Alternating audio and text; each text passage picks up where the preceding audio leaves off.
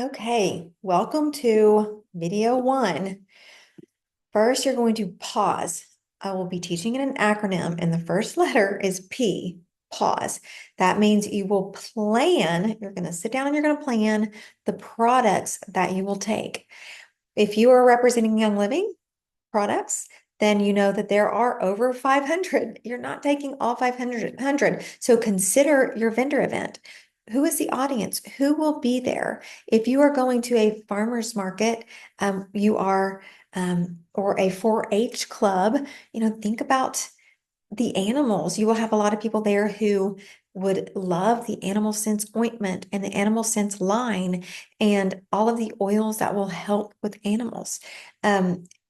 Along with Young Living's two signature lines. I think personally that Thieves and Ningxia should be taken to every vendor event because they're famous and people know about them and they're recognizable. So I always plan the few oils that I will take that will have the biggest impact. And then I consider my audience, like who is there. If I'm going to a mommy baby or a pregnancy event, well, of course, I'll take the seedlings line and the Kids Sense line. So always think through, where are you going and what are they interested in? What are their needs? Think about them.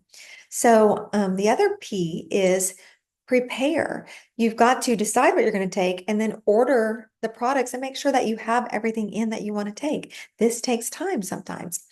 Um, and then we're still on P. There's lots of P's. This should actually be pause. Um, then you will practice your setup. I highly recommend practicing your setup before you go. You don't want to get there and be surprised.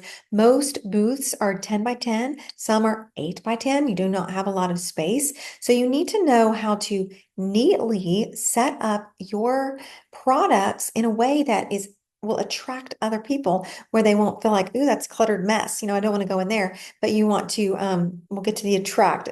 Attract is the next letter, but you want to set it up in a neat and orderly way. So you will practice your setup. You will plan and practice it.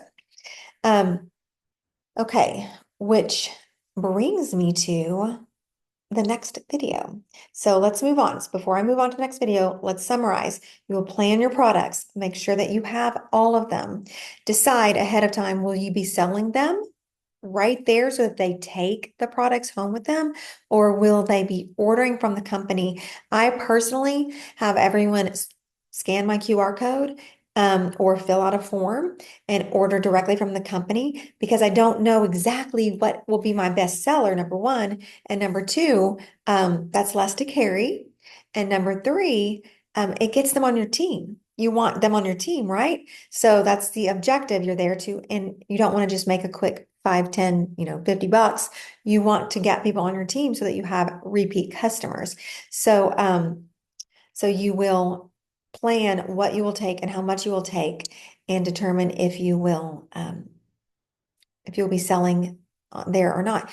Something to keep in mind, if you sell products there, something that's not Young Living, then you are looking at, something that you're not selling directly from the company, then you are looking at having to have a tax ID number. If you have them purchased directly from Young Living, you don't have to worry about having a sales tax ID number. And so that's a little pro tip there.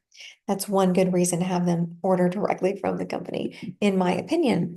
So let's move on to the next letter. Letter A. I'll see you in the next video.